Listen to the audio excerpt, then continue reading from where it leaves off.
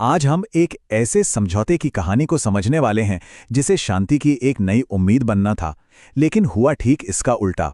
इसने middle east को एक और भी गहरे संघर्ष में धकेल दिया।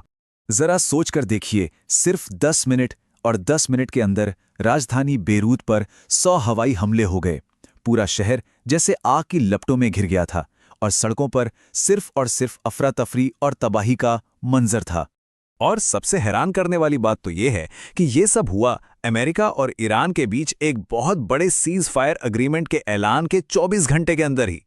तो सवाल ये उठता है कि आखिर हुआ क्या?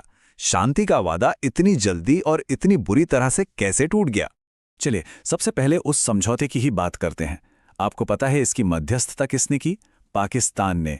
यह अपने आप में थोड़ा चौंकाने वाला था, क्योंकि पाकिस्तान वैसे तो अमेरिका का सहयोगी रहा है, लेकिन हाल के कुछ सालों में उसके ईरान के साथ भी रिश्ते काफी मजबूत हुए हैं।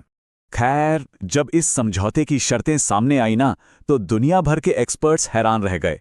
शर्तें ईरान के लिए इतनी ज्यादा फायदेमंद थीं कि ऐसा लगा मानो अमेरिका और इजराइल ने तो सरेंडर ही कर दिया हो। आप देखिए, ईरान को लगभग वो सब कुछ मिल रहा था जो वो चाहता था।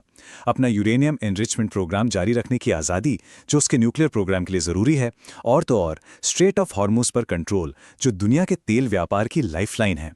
लेकिन इन सब में जो सबसे ज़रूरी, सबसे अहम शर्त थी, वो थी आखिरी वाली, कि लेबनान पर कोई हमला नहीं होगा। और यही वो वादा था जो आगे चलकर इस पूरे विवाद की जड़ बना। पर शांति का ये वादा खैर एक दिन भी नहीं टिक पाया। ये तो जैसे रेत पर बने एक महल जैसा साबित हुआ। ये समझौता इतनी तेजी से बिखरा कि यकीन करना मुश्किल है। सुबह 5 बजे शांति का ऐलान होता है और शाम होते होते सब कुछ बदल जाता है। कुछ ही घंटों में एक के बाद एक जवाबी हमलों का ऐसा सिलसिला शुरू हुआ जिसने पूरे रीजन को हिला के रख दिया। अब इजराइल ने बैरूत पर इन हमलों के लिए क्या तर्क दिया? उनका आधिकारिक तौर पर कहना था कि उनका निशाना हिजबुल्लाह के लड़ाके थे, जो ईरान का सपोर्ट करने वाला एक बहुत पावरफुल ग्रुप है। इजराइल का दावा था कि हिजबुल्लाह आम लोगों के बीच छिपकर उन्हें ह्यूमन शील्ड की तरह इस्तेमाल कर रहा था। लेकिन इस तर्क का नतीजा वो बहुत ही भयानक था।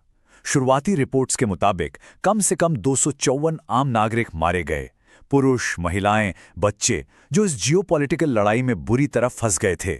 इस तबाही के बाद लेबनान ने एक दिन के राष्ट्रीय शोक का ऐलान किया। इसके बाद तो बस ब्लेम गेम का दौर शुरू हो गया। इस घटना से जुड़े सभी बड़े देश एक दूसरे पर इल्जाम लगाने लगे और कहानी इतनी उलझ गई कि सच क्या है ये पता लगाना ही मुश्किल हो गया। एक तरफ ईरान और पाकिस्तान जोर देकर कह रहे थे कि भाई ये तो खुलेआम वायदे का उल्लंघन है, लेकिन फिर कहानी में एक बहुत बड़ा ट्विस्ट आया। अमेरिका, जिस देश ने कुछ घंटे पहले ही डील की गारंटी ली थी, वो अचानक अपनी बात से पलट गया और इजराइल की कार्रवाई को सपोर्ट करने लगा। ईरान की तरफ से जो बयान आया उसमें गुस्सा और बेबसी दोनों साफ झलक रहे थे। उनके एक अधिकारी ने कहा कि अमेरिका को तो इजराइल ने बंधक बना लिया है और वो इतना लाचार है कि अपने ही किए गए समझौते को लागू नहीं करवा सकता। अब अपने इस यू टर्न को सही ठहराने के लिए अमेरिकी अधिकारियों ने एक बड़ी अजीब, एक कंफ्यूजिंग सी कहानी सामने रखी। इसे कहा गया 2 समझौते का सिद्धांत। उनका कहना था कि जिस समझौते को पूरी दुनिया देख रही है वो तो असली है ही नहीं। मतलब सोचिए, अमेरिका का ऑफिशियल स्टैंड ये हो गया कि जो डील पब्लिक में है, सोशल मीडिया पर घूम रही है, वो तो एक तरह से फेक न्यूज़ है। उनके पास जो असली समझौता है उसमें लेबनान का जिक्र कभी था ही नहीं। तो फर्क क्या था इन दोनों तथाकथित योजनाओं में? देखिए, जो प्लान पब्लिक में था उसका 10वां पॉइंट लेबनान की सुरक्षा की गारंटी दे रहा था, लेकिन अमेरिका के ऑफिशियल प्लान में उस पॉइंट को हटाकर एक बिल्कुल गोलमोल सी बात डाल दी गई कि इस समझौते को यूएन सिक्योरिटी काउंसिल से मंजूरी लेनी होगी। सारा खेल इसी एक पॉइंट का था। पर कहानी में मजा तो अब आता है। अमेरिका की जो तथाकथित असली डील थी ना, वो भी ईरान के लिए एक बहुत बड़ी जीत थी। उसमें भी ऐसी शर्तें थीं जिनका अमेरिका सालों से विरोध कर रहा था, जैसे ईरान के परमाणु प्रोग्राम को मानना और हर्जाना देना। इस बात ने अमेरिका की कहानी को और भी ज्यादा शक के घेरे में ला दिया। तो ये पूरा का पूरा मामला हमें मिडिल ईस्ट की पॉलिटिक्स के बारे में एक बहुत जरूरी बात बताता है, और वो है इजराइल का प्रभाव। वो अपने सुरक्षा हितों को सबसे ऊपर रखने की काबिलियत रखता है, भले ही इसके लिए उसे अमेरिकी हितों के खिलाफ ही क्यों न जाना पड़े। इजराइल के लीडर्स ने ये एकदम साफ कर दिया था कि वो किसी भी समझौते से बंद कर नहीं रहने वाले। उनके प्रधानमंत्री ने कहा, हमारी उंगली ट्रिगर पर है। मतलब साफ था कि वो अपने हितों की रक्षा के लिए अकेले भी कोई भी एक्शन लेने से हिचकिचाएंगे नहीं। तो इससे सबक क्या मिलता है? सबक ये मिलता है कि उस रीजन में इजराइल के पास एक तरह का वीटो पावर है।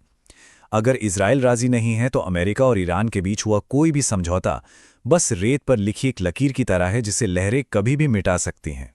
और यहीं पर आकर एक बहुत बड़ा और ज़रूरी सवाल खड़ा हो जाता है। जब दुनिया की सबसे बड़ी महाशक्ति अमेरिका कोई समझौता करती है तो क्या सच में आखिरी फैसला उसी का होता है, या ये घटना हमें अमेरिकी ताकत की सीमाओं के बारे में कुछ बता रही है? ये एक ऐसा सवाल है जिसके जवाब के दूरगामी परिणाम है।